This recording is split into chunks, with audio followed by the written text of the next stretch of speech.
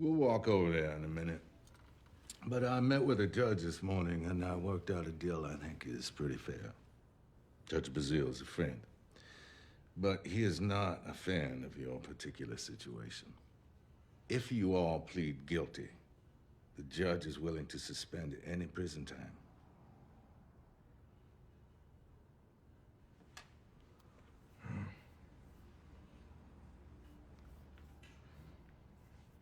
We'll do it. Now, in exchange for suspending the jail time, you and your wife, unless you decide to dissolve the marriage, will be forced to leave the state. Leave the state? What does that mean? It's exactly what it sounds like. You two are not allowed to be in the state at the same time and certainly aren't allowed to be here together. For how long? How long will that last? 25 years. That can't be right. Look, you got a year in state penitentiary, which I remind you could have been up to 5 years. It's a maximum. You got a year in prison on one hand and leaving the state on the other. That's an easy choice.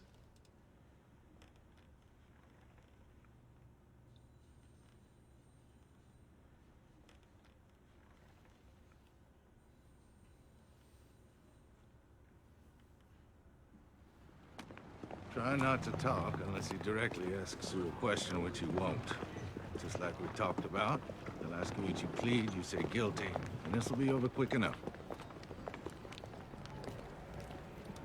The said Richard Perry Loving, being a white person, and the said Mildred Dolores Jeter, being a colored person, did unlawfully and feloniously go out of the state of Virginia for the purpose of being married in the District of Columbia on June 2nd, 1958, and afterwards returned to and resided in the County of Caroline, State of Virginia, cohabitating as man and wife against the peace and dignity of the Commonwealth.